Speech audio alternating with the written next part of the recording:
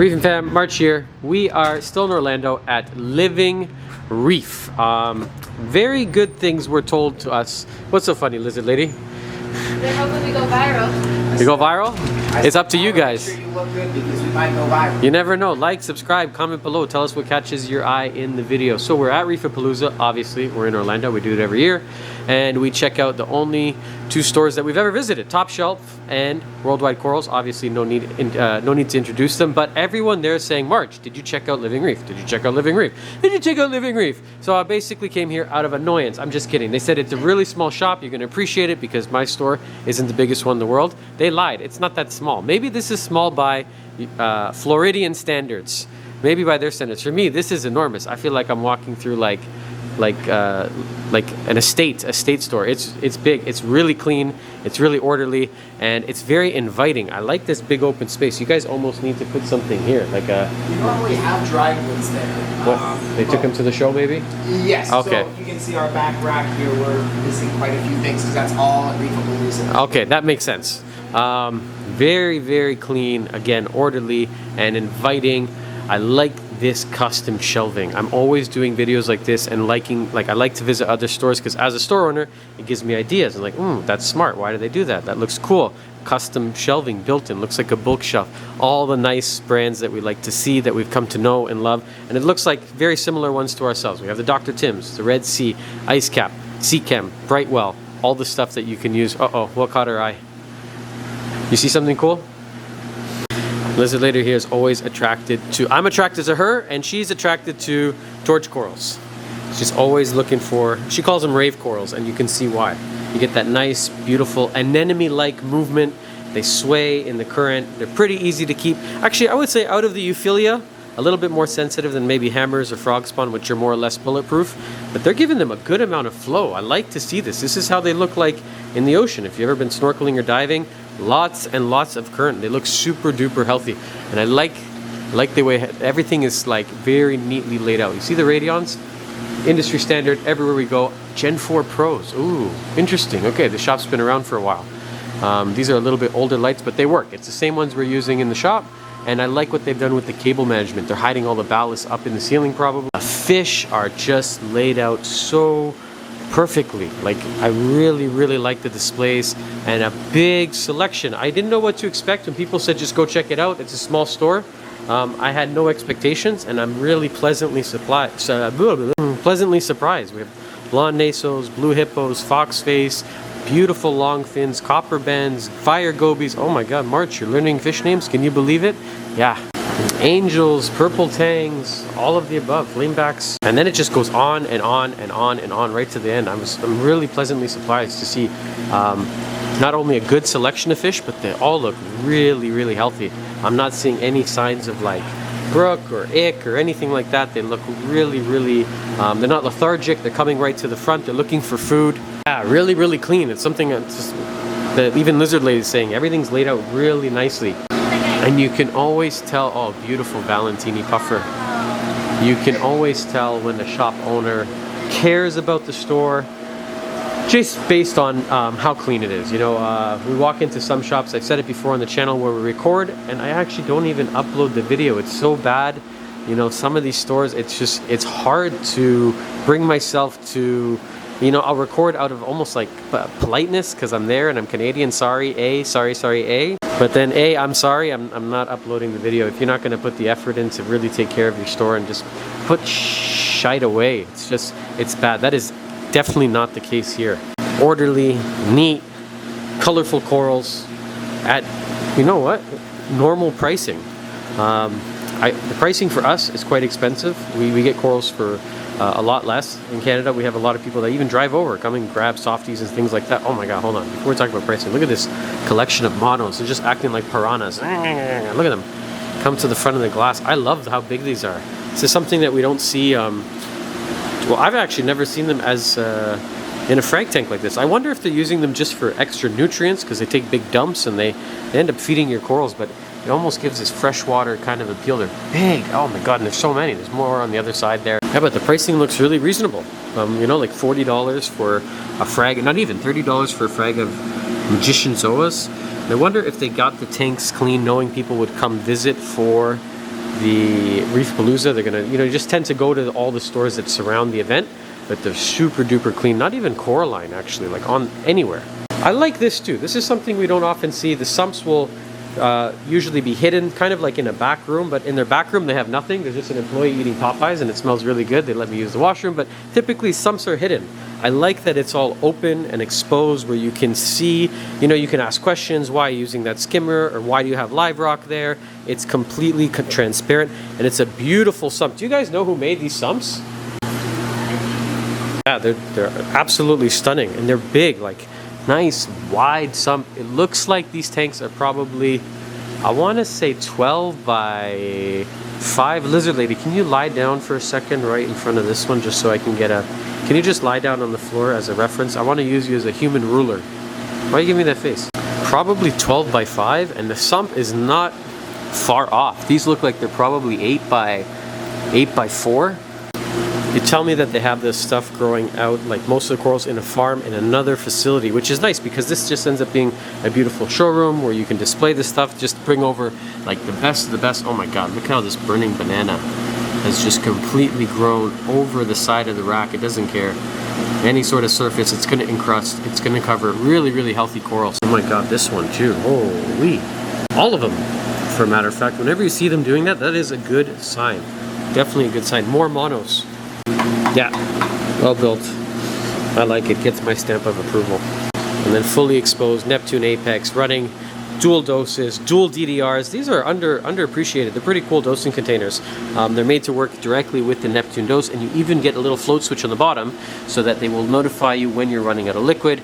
If you're not checking it off, and you'll get a notification, it'll tell you, hey man, it's time to fill it up, because if you run out of something like alkalinity or even magnesium, for us, super important, you may not know until it's too late, and really your corals end up being canaries in the mine and they're suffering, and then you figure out, oh damn, I just realized I'm not dosing any more alkalinity. Yeah, somebody else gets it. Little frags of fox coral, absolutely love. I would take those all home if I'm able to. If you guys don't know, we're actually based out of Canada, but we do a lot of this, we travel the world, and we like to visit shops just like this one, just like our own.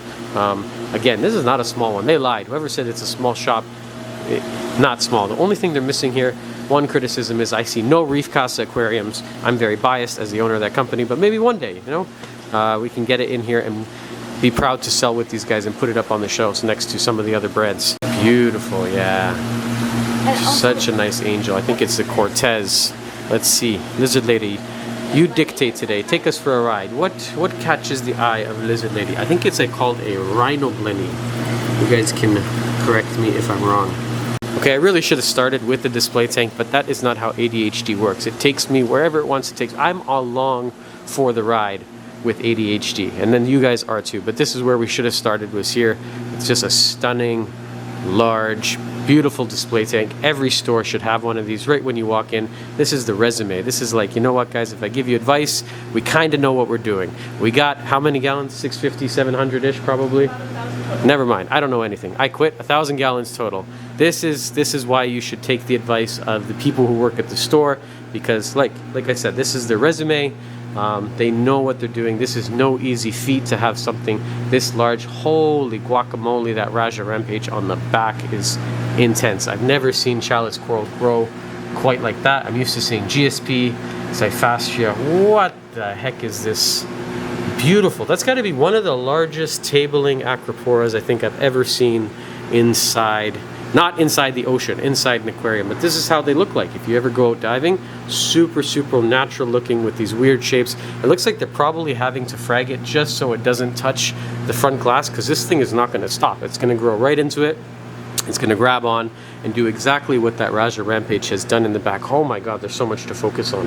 Where to even start with this anemone that is just out of this world. I'm surprised there isn't a clownfish that's defending it. The fish looks super healthy. Who made this tank? It's obviously custom built. I'm not sure. I know that the tank is... Yeah, it looks super mature. Yeah, everything's been in there basically since it started. So look at this. Super natural looking. Absolutely ridiculous. If you go around the side. That's crazy. That Raja Rampage just completely coming around and covering all of it. Look at these discosomas. It's so nice to see a tank, you know, this old, this mature, because I'm sure it's been through the ringer. You know, it's not just you're seeing the end result of probably a lot of pain and suffering. There's must be some stories here. I'm sure water's been on the floor, floods, stuff like that, coral bleaching, warfare, but the end result, when you stick with it, is something that you do not see every single day. A really, really impressive tank, and just the age of it, the maturity, you can't fake it with, you know, you can toss in a bunch of scolies and acanthos and torch corals, but there's certain things with hard corals that you can't fake, that you only get with a mature tank. Things like this, when you have like a Naughty Spiral or maybe Paluensis, it's just incredible, wrapping around, almost trying to give a kiss to this other acro, and then underneath it you find some old skeleton, some old tissue. Look at the zoanthids, the AIOs. Just incredible. That's maybe even growing on, you know, who knows what's underneath that. Maybe they know, but it looks like almost like an old Monty. It's taken the shape. And I like how many hard corals are in this. It's a good mix. I would consider this a true mixed reef. What kind of lights? Radions? Radions. Can I open the top? Yeah, please. And just if you walk? guys want, you can look at this up too. I don't tell these people I'm coming. A lot of times I just show up like a loser and like, hi, I'm here from YouTube. Can I record your tank? And start opening stuff. Oh yeah, lots of Radions. Gen 4 Pros again. These lights are awesome. Same ones I'm using in the shop. People say, oh, you can get cheap Chinese ones. Sure you can, but are they gonna last this long? Mine are 8 years old. These ones are probably around the same because we're on Gen 6, on the verge of Gen 7. And look how many years they've been running, and the stuff looks incredible. Super, super friendly fish. Oh my God, look at that Achilles. It's just circling like a puppy, waiting for that kibble. Lizard lady, what have you found? The other coral growing. Zoanthids, yeah, they just dropped inside the lobophilia.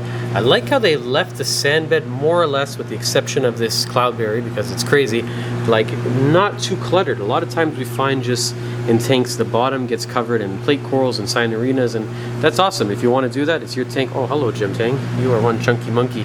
I like it when it's just clear with almost nothing, and it just gives it a really cool sort of almost like Japanese aesthetic. Look at this red Monty in the middle.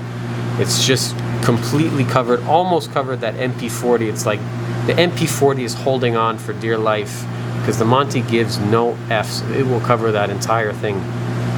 Incredible, incredible work. Pasillipores. Oh, they were hiding before. Hello. And there's one tucked around the back corner. Textbook. I always use that word here on the channel, textbook, and this is definitely deserving of it. Look at these Palithoa grandis. I could stand here all day and look at this thing. They've grouped the hammer corals off to their garden on the side. A lot of like just classic corals we've been keeping in the hobby for a long time. This is like, I want to say almost like an old school reef. You know, we don't see, or at least I'm not seeing any torch corals, any of the really popular, all the funky, stupid banana gold, whatever names you want to call them. Just really beautiful, classic, nostalgic pieces. Look at the Anacropora. It's like the size of your head. I think that is called a China wrasse, so it's really hard to get right now because it's susceptible to 125% tariffs. I'm just kidding. Oh. There's no tariffs on that fish. Or maybe there are, but it is, I think it's a China wrasse, right? Big one? Oh, it's Yeah? so cute. I don't know that many fish names. It only took me 20 years to begin to start to learn them. I used to have one for a long time, but I do not really like lids, and these things really like to jump. So it's only a matter of time before it ends up on the floor. I no longer have a China wrasse. See, you always find the rave corals. I didn't see it. It's just there's so much to focus on. How long is it? 10 feet? I think it's 11. Stretch your arms like an albatross. Something like that. Ah, it's big. It's beautiful. You guys have done a fantastic, fantastic job. Awesome shop. I'm so happy we stopped by to check it out. If you guys ever have the chance, you find yourself in Orlando, if you're local or maybe not, make sure to come by and check these guys out. It's called Living Reef. Can't say enough good things from our short time here. Very, very, very impressed. And that's it. I hope you enjoyed this video. I hope you guys had fun, and maybe we'll see you guys on the next episode of Fragbox TV. You never know where we're going to be. You can comment below. Shout out your local store if you want us to come and check it out. Sometimes we just happen to find ourselves in that neck of the woods, and I'm always excited about seeing something new. So you never know, guys. We'll see you back here on the next episode of Fragbox TV. Bye for now.